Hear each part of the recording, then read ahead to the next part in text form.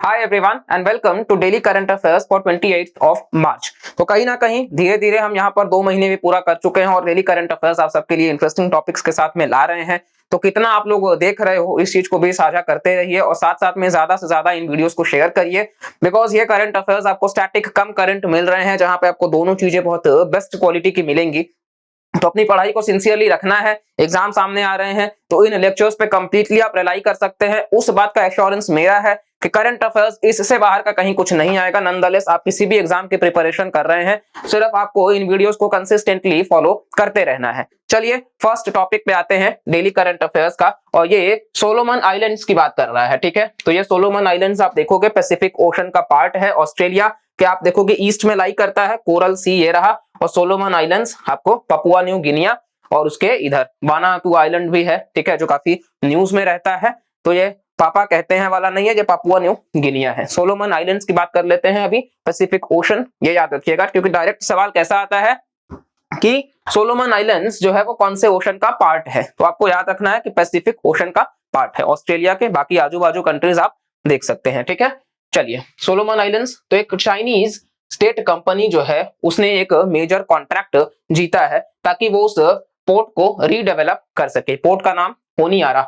Honiara जो है वो कैपिटल भी है सोलोमन आइलैंड्स का। तो ये रीजन क्योंकि न्यूज में है तो वैसे भी सवाल आ सकता है कि होनियारा शहर कौन से रीजन में लाई करता है। तो सोलोमन आइलैंड्स की राजधानी है, और क्योंकि चाइना जो है उसको एक मेजर कॉन्ट्रैक्ट मिला है पोर्ट बनाने का, और इस वजह से एक कॉशियस रिस्पॉन्स है पैसिफिक नेबर्स का। इसके नेबर्स हमने देखा ऑस्ट्रेलिया, तो ऑस्ट्रेलिया क्वाड का सदस्य भी है। इस वजह से कहीं ना कहीं वो एक डाउट में इस चीज को देख रहे हैं। ठीक है, इसके अलावा हम बात कर लेते हैं तो ये एक कंट्री है जो कि लोकेटेड है मेलानेशिया में, साउथ वेस्टर्न पैसिफिक ओशन। बहुत इंपॉर्टेंट पॉइंट, मेलानेशिया वाला जो रीजन है उसमें लाई करता है और साउथ वेस्ट पैसिफिक ओशन के साउथ वेस्ट में। तो ये मेलानेशिया कीवर्ड है, इस पे भी सवाल आता है। और इसकी राजधानी होनियारा। ठीक है, ये लार्जेस्ट आइलैंड है इसका गुआडालकैंडल, यानी कि अपने आप में ये एक देश है और ये आइलैंड्स से भरा देश है। सबसे बड़ा आइलैंड का नाम गुआडालकैंडल। ठीक है, और इसका कैपिटल होनियारा। ये एक आर्कीपेलाजिक स्टेट है, मतलब आर्कीपेलागो बेसिकली वो होता है आइलैंड्स का समूह, जैसे मालदीव्स। तो मालदीव्स बेसिकली आप देखोगे तो वो आर्कीपेलागो ही है, मतलब चारों तरफ आइलैंड्स ही आपको देखने को मिल जाएंगे। और इसके अलावा यहाँ पे काफी सारे volcanic islands, coral atolls Melanesia वाले रीजन में मिल जाएंगे। हाईएस्ट जो पॉइंट है यहाँ पे सोलोमन आइलैंड्स का वो है माउंट पोपोमानास्यू, जो कि बेसिकली गुंडालकैंडल में लोकेटेड है। तो ये माउंट पोपोमानास्यू जो है वो हाईएस्ट माउंटेन भी है, और ये ईस्ट में है पपुआ न्यू गिनिया के, और वानुअता जो है उसके भी नॉर्थ वेस्ट में है। सोलोमन आइलैंड्स को आजादी ब्रिटिशर्स के द्वारा मिला था 1978 में, यानी कि एक ब्रिटेन की ही फॉर्मर टेरिटरी भी है।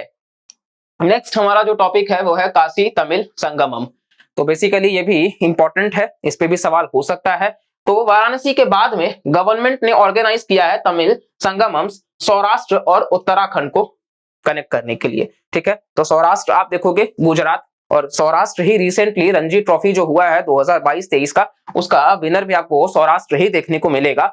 और इसके अलावा वो उत्तराखंड को जोड़ रहे हैं। तो काशी तमिल संगमम में ऑलरेडी वाराणसी को वो कनेक्ट कर चुके थे। ये प्रोग्राम जो है वो भारत सरकार का एक इनिशिएटिव है जो कि आजादी का अमृत महोत्सव का एक पार्ट है। जैसा कि आपको पता होगा देश को आजाद हुए 75 साल हो चुके हैं, और इस वजह से जो 75 से 100 साल हैं हम इसको आजादी का अमृत महोत्सव मना रहे हैं, और इसी वजह से आप ज्यादातर इस टर्म को देखोगे। और ये बेसिकली एक भारत श्रेष्ठ भारत जो हमारा एक स्पिरिट है उसको अपहोल्ड कर रहा है, उसको वेटेज दे रहा है काशी तमिल संगमम। यानी कि हमारे देश में ऑलरेडी इतनी कल्चरल डाइवर्सिटी है कि हम उन एथनिक डाइवर्सिटी को जोड़ के रख सके। इसके अलावा ऑब्जेक्टिव यही है कि उस नॉलेज को और उस कल्चरल ट्रेडिशंस को लेकर के आना, और नॉर्थ और साउथ को हम एक साथ जोड़ सके। आप देखोगे वैसे भी हमारे देश में बहुत ज्यादा नॉर्थ इंडिया और साउथ इंडिया डिवाइड की बात चलती रहती है, तो आप देखोगे कहीं ना कहीं थोड़ा बहुत इन डिफरेंसेस आपको देखने को मिल जाएगा। तो इसीलिए हम उन ऑब्जेक्टिव्स के तहत इन दोनों को जोड़ने का भी काम कर रहे हैं, और इस हेरिटेज को शेयर कर सके और पीपल टू पीपल बॉन्ड को भी एक साथ रख सके। इसके अलावा मिनिस्ट्री ऑफ एजुकेशन जो है वो बाकी मंत्रालय के साथ मिल करके, जैसे कि culture, textiles, railways, tourism, food processing, information and broadcasting, इनके साथ मिल करके, और गवर्नमेंट ऑफ उत्तर प्रदेश जो है वो काम कर रही है। आईआईटी मद्रास और बीएचयू सबसे पहला जो था वो तो यही था ना, आईआईटी मद्रास और बीएचयू जो है वो इंप्लीमेंटिंग एजेंसीज हैं इसके, तो आपको ये भी याद रखना है। रिसेंट डेवलपमेंट क्या है, तो यूनियन गवर्नमेंट इनिशियल जो था वो वाराणसी से जुड़ा हुआ था, इसीलिए आप गवर्नमेंट ऑफ उत्तर प्रदेश, इसीलिए आप आईआईटी मद्रास और बीएचयू देखेंगे। अभी सौराष्ट्र को तमिल संगमम गुजरात से जोड़ने की बात करी गई है। और तीसरा भी चालू करा जाएगा जो केदारनाथ को तमिल संगमम, यानी कि अभी ये फेजेस में चलता रहेगा, तो थर्ड में केदारनाथ भी है। तो ये बेसिकली सिविलाइजेशनल लिंक्स को जोड़ा जा रहा है southern part of the country से, कहीं से भी, मतलब नॉर्थ इंडिया को बेसिकली साउथ इंडिया से कनेक्ट कराने के लिए। ये सौराष्ट्र तो खैर वेस्ट इंडिया है, लेकिन वेस्ट से भी साउथ इंडिया पे ही, ठीक है। नेक्स्ट हम देख लेते हैं केदारनाथ। तो केदारनाथ जैसा कि आपको पता है, हमने 4 धाम प्रोजेक्ट को कवर किया है अपने डेली करंट अफेयर्स में। तो वहां आप देखोगे जो 4 सैक्रेड श्राइन्स हैं भगवान शिव के, तो ये 4 धाम जो है उत्तराखंड का, उसमें से आपको देखने को मिल जाएगा। मंदाकिनी नदी के रिवर पे लोकेटेड है, तो ये आपको पता होना चाहिए। 4 धाम में आप देखोगे केदारनाथ, बद्रीनाथ, यमुनोत्री और गंगोत्री है उत्तराखंड का, ठीक है। तो केदारनाथ आपको मंदाकिनी नदी पे देखने को मिल जाएगा, और साथ साथ में ये 12 ज्योतिर्लिंग जो हैं भगवान शिव के, उनमें से एक केदारनाथ बहुत फेमस आपको देखने को मिल जाएगा टेम्पल। और 4 धाम यहाँ पे आपको पॉइंट्स बाकी लिखे मिल जाएंगे। और ये आपके सामने जो तस्वीर है वो श्री केदारनाथ मंदिर है, जो भगवान शिव को डेडिकेटेड है, और ये हिमालय पे ही लोकेटेड है और बहुत ही सुंदर दृश्य है। तो जरूर भोलेनाथ का कृपा रहे और आप सब बहुत जल्द कामयाब हों, और इनसे आप सबको वो स्पिरिट, वो ताकत मिल सके कि आप सब अपने जीवन में बहुत आगे जाएं। अपने हर स्ट्रगल में इनको याद रखिए, और ये तो हमेशा होते ही हैं सबकी कृपा करने के लिए। तो बस आप जरूर सक्सेसफुल हों और भोलेनाथ का मंदिर का जरूर दर्शन करें। चलिए नेक्स्ट हम बात कर लेते हैं गिलोटाइन। तो गिलोटाइन थर्ड इंपॉर्टेंट टॉपिक है हमारा। तो कहीं ना कहीं पार्लियामेंट में ये मुद्दा काफी इंपॉर्टेंट हो गया है, क्योंकि कुछ एमपीज कह रहे हैं कि उनके खिलाफ मतलब प्रॉपर उनको बोला नहीं दिया जा रहा है। बेसिकली ये क्या है, गिलोटाइन क्या है? गिलोटाइन का मतलब ये होता है to bunch together and fast track the passage of financial business. मतलब बहुत बड़ा बड़ा इंग्लिश लिखा है यार। मतलब इसका ये है कि एक साथ जोड़ के रख देना, ठीक है। अब एक एक रुपए का सिक्का आपको हम दें और बोले कि भाई इसको ना गिन के मेरे को बता दे, ठीक है। और हो सकता है कि हम आपको सीधा नोट दे दे कि ठीक है ये 100 का नोट है, या फिर सिक्कों का ही एक बार बंचेस दे दे, इसको गिन लो फटाफट, तो वो आसान रहेगा आपके लिए। तो यहाँ पे वही है कि एक साथ उन चीजों को रखना और फास्ट प्रोसेस में काम करना। और ये गिलोटाइन जो है वो इस तस्वीर से आप समझ सकते हो, जैसे ब्रिटिशर्स क्या करते थे कि मतलब सर धड़ से अलग करने के लिए गिलोटाइन का इस्तेमाल करते थे, तो वही यहाँ पे दिखाया गया है।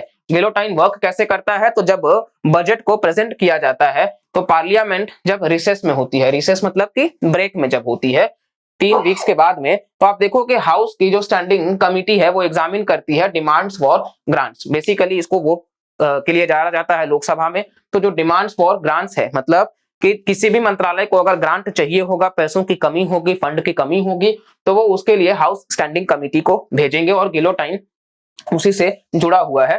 बेसिकली ये गिलोटाइन का मतलब भी यही होता है कि वो फटाफट प्रोसेस को आगे बढ़ाने की कोशिश करेंगे। जो भी उसका ड्यू प्रोसेस होगा, उस ड्यू प्रोसेस से पार नहीं होने दिया जाएगा। इतना तेजी से काम किया जाए कि अगर उस प्रोसेस को मतलब लीगली आगे बढ़ने में काफी वक्त लगता, तो उसको फटाक से मतलब बाहर निकाल देना। और वही यहाँ पे लिखा हुआ है कि मतलब हाउस जो है वो एक्सपेंडिचर डिमांड को नहीं लेता है। फिर आप देखोगे तो गिलोटाइन जो है वो जो डिमांड फॉर ग्रांट है उसको वोट पे डाल देता है एक ही बार में, सारे पॉइंट्स को अमालगमेट करके एक ही बार में कि सीधा वोट दो और काम खत्म करो। और ये टाइम को बचाने से रिलेटेड है। नेक्स्ट, वैदिक हेरिटेज पोर्टल। तो रिसेंटली जो यूनियन होम मिनिस्टर है अमित शाह, तो उन्होंने इनॉग्रेट किया है वैदिक हेरिटेज पोर्टल। और ये क्या है, तो बेसिकली इसको क्रिएट किया गया है Indira Gandhi national centre for the arts, जो कि न्यू दिल्ली में लोकेटेड है। तो ये इंपॉर्टेंट है, क्रिएट किसने किया है? Indira Gandhi national centre for the arts. और ये एक ऑटोनोमस इंस्टीट्यूशन है जो कि मिनिस्ट्री ऑफ कल्चर में आता है। बहुत इंपॉर्टेंट है, याद रखिएगा। ये जो Indira Gandhi national institute for arts है, ये ऑटोनोमस इंस्टीट्यूट है, यानी कि सॉवरिन है, और मिनिस्ट्री ऑफ कल्चर का पार्ट है। इसका एम यही है कि कम्युनिकेट करना, जो भी वेदास में मैसेज है उसको पहुंचाना बाकी लोगों तक। और साथ साथ में एक जनरल अंडरस्टैंडिंग होना चाहिए लोगों के बीच में वेदों के बारे में, जो कि हमारे यहाँ आप देखोगे तो 4 वेद हैं, ऋग्वेद, सामवेद, यजुर्वेद और अथर्ववेद, ठीक है। तो ये पोर्टल एक वन स्टॉप सॉल्यूशन है उन सभी लोगों के लिए, और ये ओरल ट्रेडिशंस, टेक्सचुअल ट्रेडिशंस में अवेलेबल मिल जाएगा। ऑडियो विजुअल रिकॉर्डिंग भी है चारों वेदों का, और साथ साथ में 18,000 से ज्यादा मंत्र हैं इन 4 वेदों में। नेक्स्ट आप देखोगे तो इंडिया बांग्लादेश फ्रेंडशिप पाइपलाइन। तो ये बेसिकली आप देख सकते हो, आपको दीनजपुर देखने को मिल रहा है, यहाँ से कनेक्ट होकर नीलफामारी, पंचगढ़, सिलीगुड़ी और यहाँ से नुमालीगढ़ रिफाइनरी लिमिटेड आसाम में लोकेटेड है। और यहाँ भारत को बांग्लादेश के साथ में जोड़ा जा रहा है पाइपलाइन के माध्यम से, जिसके लिए हम दोस्ती इस्तेमाल कर रहे हैं। और यहाँ पे माननीय प्रधानमंत्री और बांग्लादेश के प्रधानमंत्री दोनों लीडर्स जो है वो ये दोस्ती का हाथ थामे पकड़े हुए हैं कि ये दोस्ती हमारी बहुत आगे तक जाएगी। रिसेंटली प्राइम मिनिस्टर और बांग्लादेश के काउंटर पार्ट शेख हसीना, तो इन दोनों ने इंडिया बांग्लादेश फ्रेंडशिप पाइपलाइन को वर्चुअली इनॉग्रेट किया है। और ये पहला क्रॉस बॉर्डर एनर्जी पाइपलाइन होगा भारत और बांग्लादेश के बीच का। और ये पाइपलाइन जो है वो लगभग अमाउंट आपको याद रखने की जरूरत नहीं है कितने पैसों का है, लेकिन इसको 2018 में ले डाउन करा गया था। और इसके अलावा आप देखोगे तो यहाँ पे हाई स्पीड डीजल जो है वो पहले भेजा जा रहा था। और इसके अलावा ये आसाम में मतलब पर्वतीपुर जो है उधर से जोड़ रहा है, ठीक है। और सिलीगुड़ी वेस्ट बंगाल और बाकी जो हमने मैप में देखा रीजन्स वही सबसे पास होता है। इसके अलावा आप देखोगे तो इसमें तो कुछ खास है नहीं जो आपको बताया जाए, मोटा मोटा जो पॉइंट्स कनेक्टिविटी का है। लेकिन ये आप ध्यान रखिएगा कि इसके पहले भारत ने अपने पड़ोसी में नेपाल के साथ में मोतीहारी अमलेखगंज पाइपलाइन जो है उसको जोड़ा था। और ये मतलब इंडिया एंड नेपाल, तो वैसे भी सवाल आ सकते हैं, ठीक है। तो नुमालीगढ़ वाला जो है वो आसाम का, इंडिया बांग्लादेश के लिए, और मोतीहारी अमलेखगंज भारत और नेपाल के लिए, क्योंकि ये सेकंड है, ठीक है। तो ये ओवरऑल कहीं ना कहीं आप देखोगे तो मोटा मोटा जो डेली करंट अफेयर्स है। और ये हमारा इंडिया बांग्लादेश का मैप आप देख सकते हो। तो भारत और सबसे बड़ा जो हमारा आप कह सकते हो कि मैक्सिमम बॉर्डर जो शेयर होता है इंटरनेशनल किसी भी कंट्री के साथ में, वो बांग्लादेश के साथ में ही होता है। और आप देखोगे तो मेजर जो स्टेट्स हैं आसाम वगैरह, वेस्ट बंगाल और बाकी सारे स्टेट्स, आप कमेंट सेक्शन में बता सकते हैं कि कौन कौन से स्टेट्स हैं जो बांग्लादेश के साथ में बॉर्डर शेयर करते हैं। तो ये हमारा ओवरऑल डेली करंट अफेयर्स का टॉपिक्स। उम्मीद करते हैं आपको काफी कुछ नया जानने को मिला होगा और आप इस वीडियो से काफी कुछ सीख रहे होंगे। और वीडियो पसंद आता है तो लाइक करिएगा, कमेंट करके भी जरूर बताइएगा अपने जो भी यहाँ से सीख रहे हैं, और साथ साथ में चैनल को सब्सक्राइब करिए। और आपके तरफ से भी क्या रिस्पॉन्स है उसको भी आप साझा कर सकते हैं। और इस इनिशिएटिव को डेली बेसिस पे सपोर्ट करिए और वॉच करिए और ज्यादा से ज्यादा अपने इन्फॉर्मेशन को बढ़ाइए, ठीक है। चलिए मिलते हैं अगले वीडियो में, तब तक के लिए bye bye, take care and जय हिंद।